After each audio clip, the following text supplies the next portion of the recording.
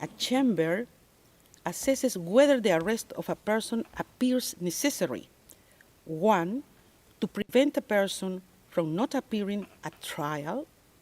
2, to prevent a person from obstructing or endangering the investigation or the court proceedings.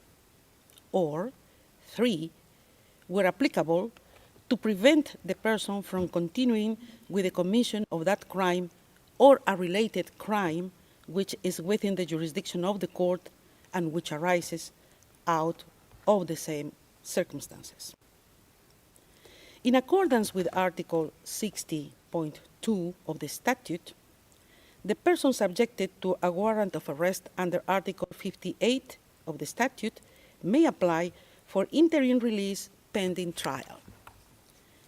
The Pretorial Chamber's ruling on such an application under Article 60.2 of the statute is provisional in nature, to the extent that it will be periodically reviewed at least every 120 days or at any time following a request by the detained person or the prosecutor, if satisfied that the circumstance so require. The Pretorial Chamber may modify its initial ruling on detention, pursuant Article 60.3 of the statute and Rule 118.2 of the Rules of Procedure and Evidence. Regarding the first ground of appeal and the question of whether the Pretorial Chamber erred in law by relying on hypothetical and non-specific risks, to find that continued detention is warranted, the Appeals Chamber recalls that in determining whether the conditions pursuant Article 60.2 of the statute have been met, a chamber must find that detention appears necessary.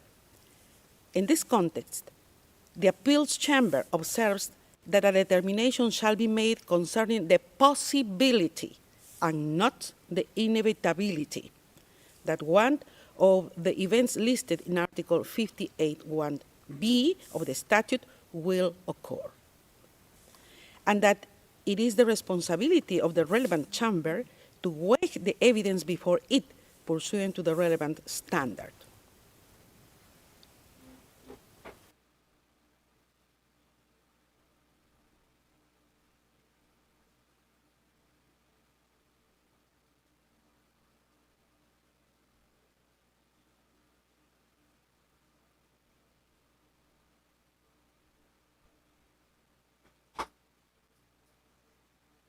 Standard.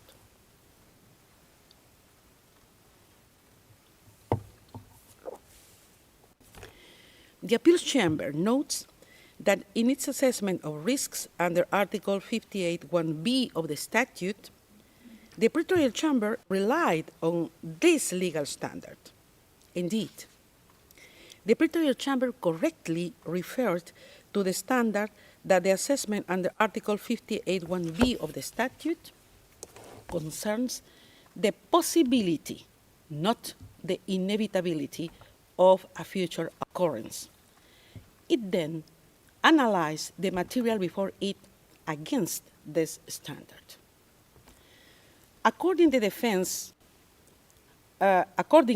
defense has failed to demonstrate that the Pretorial Chamber misapprehended the legal standard relevant to the assessment of risks under Article 58(1)(b) of the statute.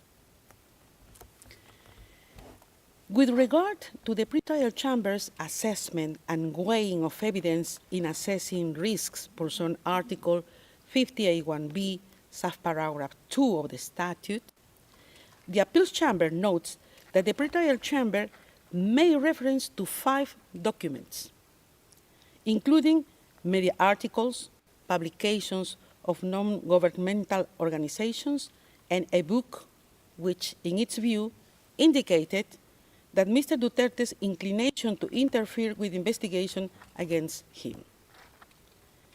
In relation to the first document, a media article, the Appeals Chamber finds that it was not unreasonable for the pretrial chamber to rely on this document for its finding. Whilst this document does not mention Mr. Duterte himself as being directly involved in briefing individuals, it does not refer to statements of close, it does refer to statements of close associates, including one where individuals would have been told to remain loyal. In any event, the appeals chamber observes that Mr. Duterte's alleged involvement in briefing individuals is but one of the factors that the pretrial chamber took into account to support its conclusions on Mr. Duterte's inclination to interfere with investigations against him. In relation to the other 4 documents, a book, 2 publications of non-governmental organizations, and a press article, the appeals chamber recalls that there does not exist in the applicable law of the court any impediment to use of newspapers, articles, or other public or open sources for the purposes of assessing the requirement under Article 58(1) of the statute. Nor is there any requirement that such material be corroborated. Noting this, the appeals chamber considers that it is possible to discern how the pretrial chamber reached its conclusion on Mr. Duterte's alleged involvement in the threatening and taking of retaliatory actions against individuals opposed to him. In any event, the appeals chamber observes that this is only one of the factors that the pretrial chamber took into account to support its conclusion on Mr. Duterte's inclination to interfere with investigations against him, and more generally on the risk of Mr. Duterte obstructing or endangering the investigations or the court proceedings.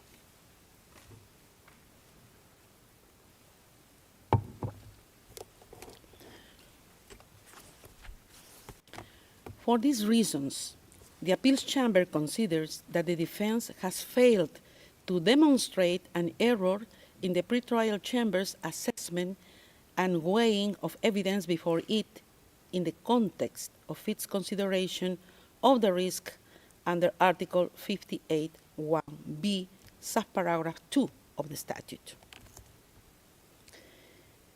In relation to the pretrial chamber's reliance on the notion of a network of supporters, the appeals chamber recalls that it has considered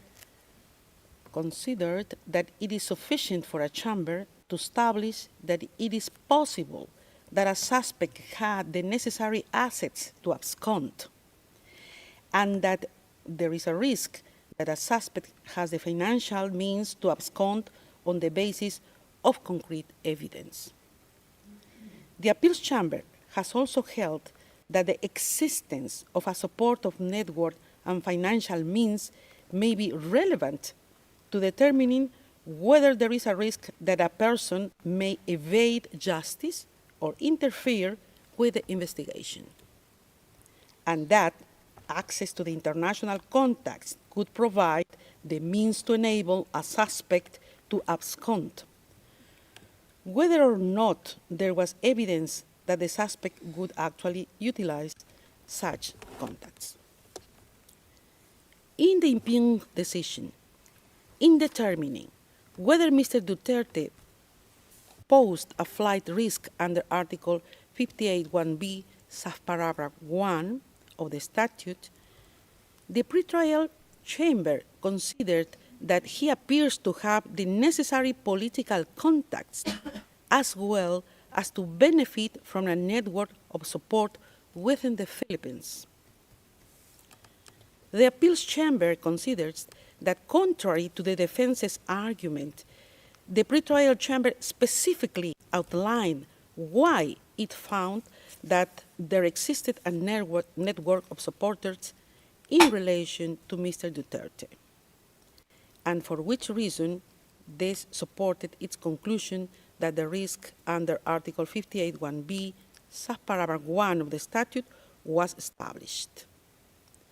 In the view of the appeals chamber, the manner in which the pretrial chamber undertook this assessment was case-specific, as it took into account the specific circumstances of Mr. Duterte, amongst others, his position as former president of the Philippines and his recent re-election as mayor of Davao City in May 2025.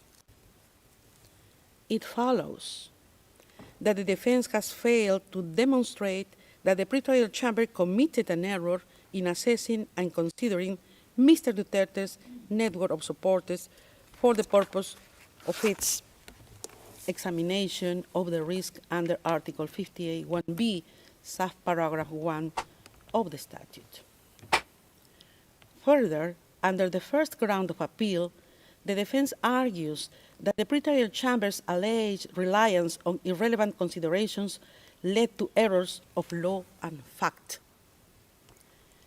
Regarding the arguments on the assessment of evidence, and in particular, the defense's contention that a number of factors relied on by the pretrial chamber were irrelevant, the appeals chamber notes that when assessing the risk under Article 58(1)b, subparagraph 1 of the statute, the pretrial chamber relied on several factors in support of its finding that such risk existed.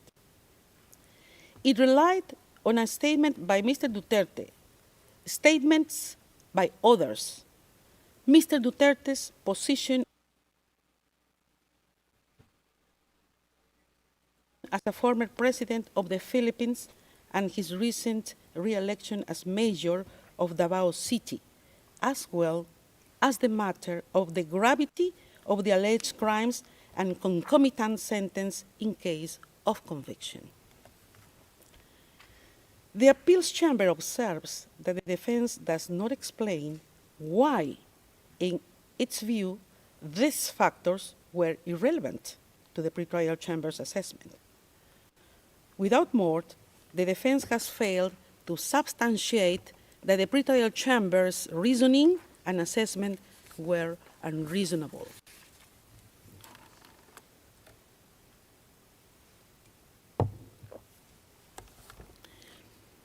In the same vein, the defense fails to demonstrate that the pretrial chamber's reliance on Mr. Duterte's re-election as mayor of Davao City in its assessment of the risks under Article 58(1)b, subparagraph 3 of the statute was unreasonable. Moreover, with regard to the defense's contention that the pretrial chamber selectively cited facts and ignored others in the same items of evidence, the appeals chamber considers that the defense has failed to demonstrate how the fact that the pretrial chamber accorded weight to the statement from Mr. Duterte that it cited should result in the pretrial chamber's ignoring or attaching no weight to other statements.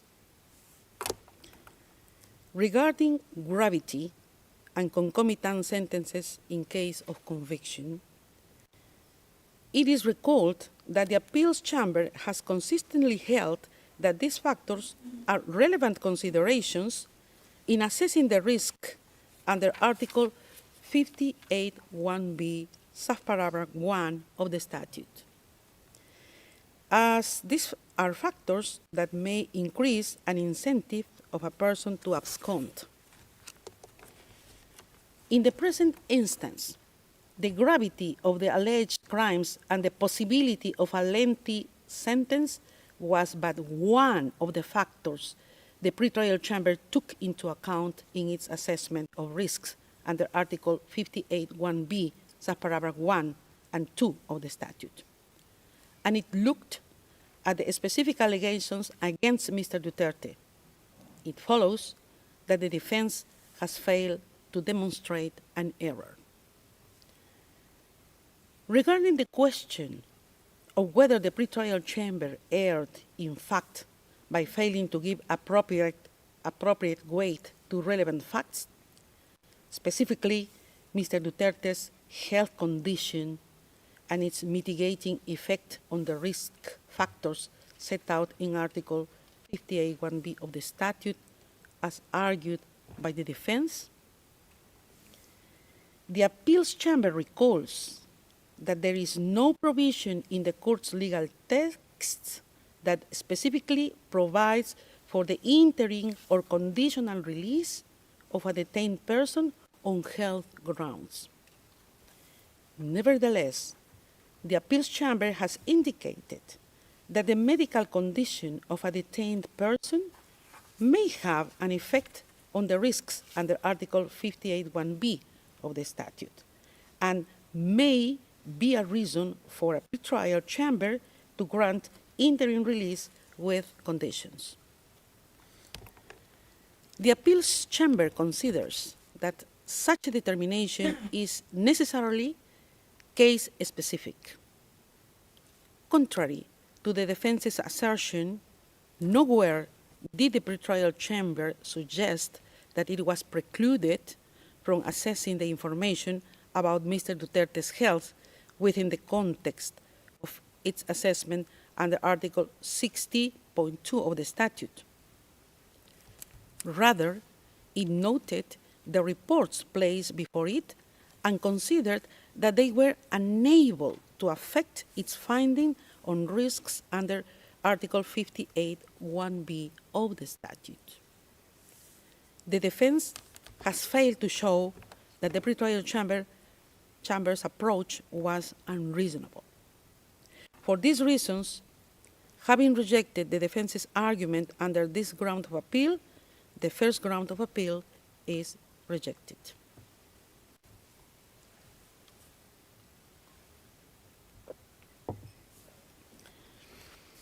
Second ground of appeal. I will now turn to the second ground of appeal. Under this ground, the defense challenges the pretrial chamber's assessment of the proposed conditions of release and state warranties. The defense argues that the pretrial chamber erred in law in failing to address the proposed conditions of release and state warranties. The appeals chamber is of the view that the pretrial chamber did not appear to criticize a lack of detail in the proposed conditions, but rather in the details as how the state which accepted to receive Mr. Duterte would implement the necessary conditions. The pretrial chamber did not consider release with conditions as required, but found that in the circumstances before it, the risks it had identified could not be mitigated by the proposed conditions. Moreover, the appeals chamber is of the view that the pretrial chamber was not obliged, as suggested by the defense, to seek further observations from the concerned state, because it did not envisage the possibility of release given the risks it found Mr. Duterte presents under Article 58(1)(b) of the statute. For these reasons, the appeals chamber finds that the defense has failed to identify an error by the pretrial chamber when addressing the proposed conditions of release and state warranties. In relation to the question of whether the pretrial chamber erred in law by failing to consider if the proposed state warranties could mitigate the risks under Article 58(1)(b) of the statute, the appeals chamber finds that this does not appear from the impugned decision that the pretrial chamber would have required an elimination of risks, as argued by the defense. Instead, the impugned decision specifically states that the pretrial chamber did not consider the suggested conditions to sufficiently mitigate the identified risks. It is also apparent from the factors brought forward by the pretrial chamber when examining the implementation of conditions that it did consider them. Finally, the appeals chamber considers irrelevant to which conditions the prosecutor agreed when discussing potential release of the suspect to the host state. What matters are not conditions that may, in principle, be possible in case of a release to a state different to the one proposed by the defense.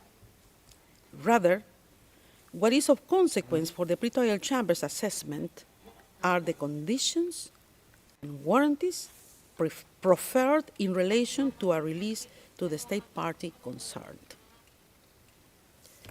For these reasons, the appeals chamber is of the view that the defense failed to substantiate the pretrial chamber's conclusions were unreasonable.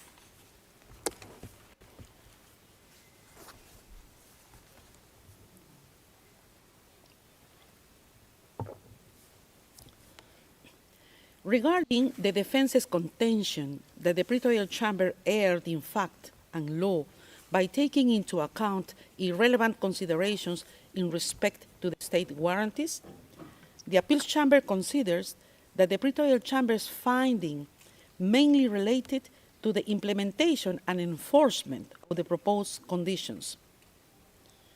It considered the practical implications of ensuring adherence to the proposed proffered conditions in a situation such as the one at hand.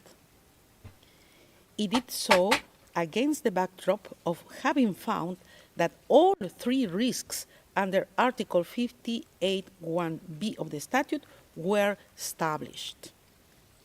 As such, it was reasonable for the pretrial chamber to examine how, in practice, the suggested conditions would be implemented. The defense has failed to show an error in this assessment. For these reasons, the appeals chamber considers that the defense has failed to show how the pretrial chamber erred in its assessment of the proposed conditions of release and state warranties. For the foregoing reasons, the second ground of appeal is rejected. Third ground of appeal.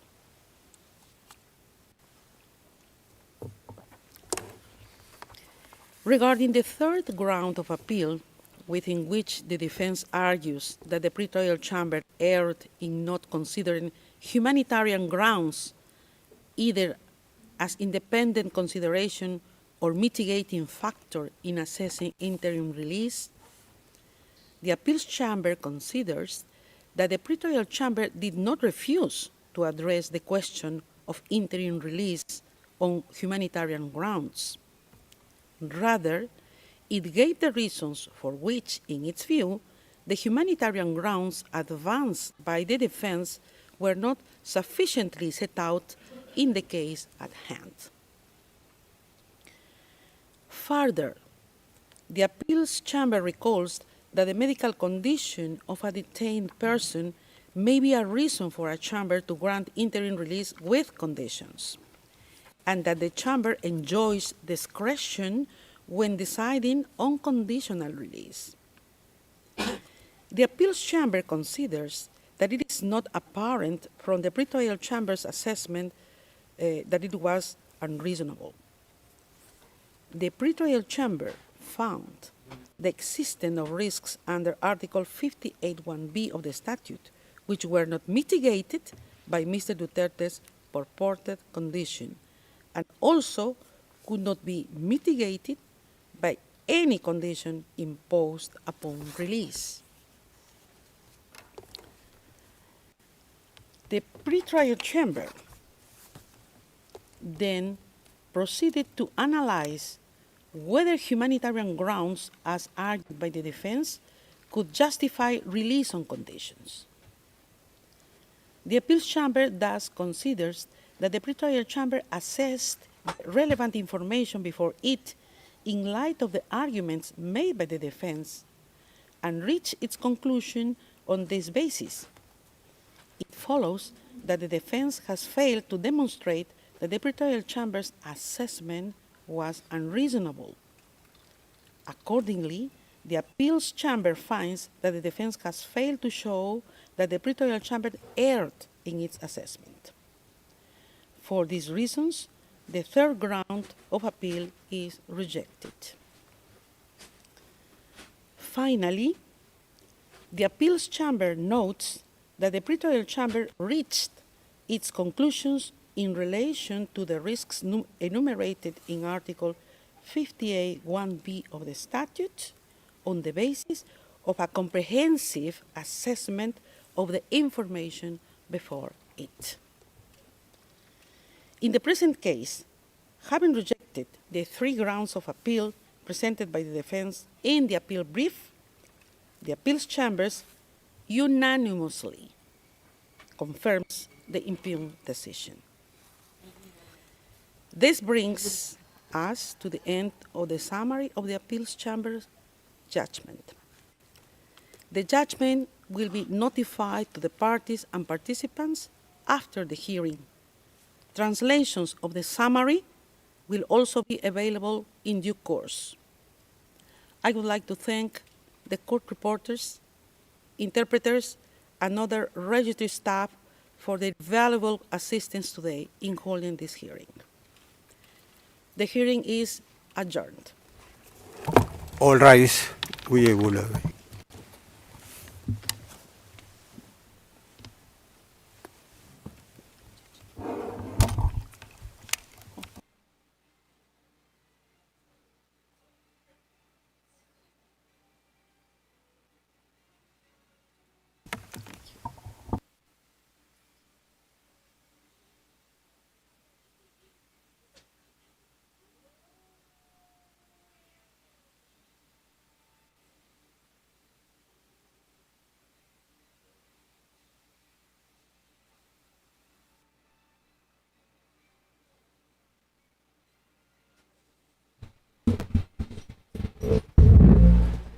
So ayan mga kababayan siguro naman ayan kawawang mga DDS nagiiyakan.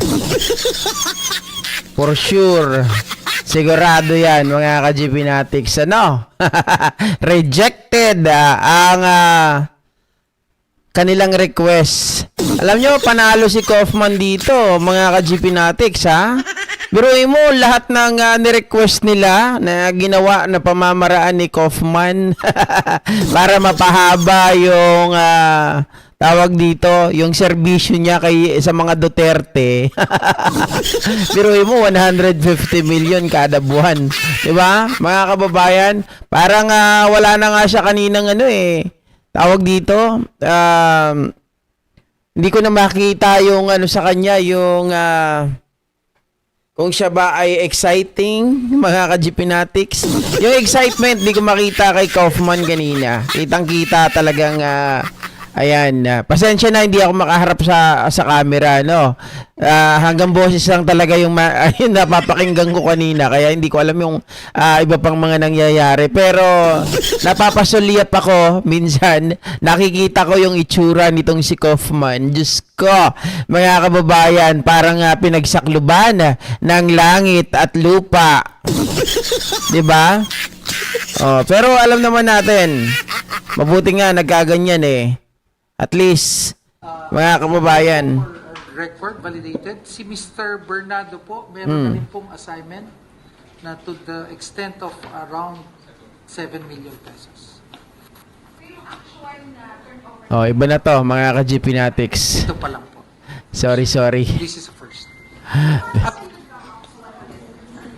Ayan So, sa mga DDS dyan na umaasa, yung prayer vigil nyo ay hindi po pinagbigyan. Ibig sabihin, mga kababayan, talagang si Digong Duterte ay alam nyo naman kung ano yung ginawa niya noon sa Panginoong Diyos na pinagmumura, dinuduraan yung simbahan, yan ang ganti sa kanya ngayon. Yan ay karma. Failed. Okay? Tatanggalin ba yan si Kaufman? Depende po sa kanila. 'Di ba? GP alam naman na talo talaga si Digong sa umpisa pa lang, pinirahan lang talaga. Yan ang totoo mga kababayan. Kasi hindi naman sasabihin niya ng abogado na talo. 'Di ba lagi niyang sasabihin na panalo mga kababayan para syempre alam niyo na. Alam niyo na. Pera-pera lang ang katapat. Walang abogado na nagsasabi na matatalo yung kanyang kliyente. Okay? So, ayan mga kababayan, thank God kasi nga pinagbigyan po ang mga biktima ni Digong Duterte, rejected po ang kanilang request na interim release. Sabi ko nga sa inyo kanina same lang yan ng kanilang desisyon nung una. Kahit pa paulit-ulit na gagawin mga kababayan na nitong kampo ng mga Duterte, particularly itong si Kaufman na kung bibigyan sila ng pagkakataon na tawag dito, mag-motion sila na mag-motion, mag-request sila na mag-request, paulit-ulit lang po ang isasagot mga kababayan. Naging mga factors doon, yung pagkapanalo ni Digong Duterte, yung marami daw siyang network, di ba? Yung marami pa rin po siyang sumusuporta sa kanya at marami pa rin mga tao na alam po natin mga kababayan, akala nila yung nangyayari yung sa Senado ay mapapabuti si Digong, lalo pong napasama.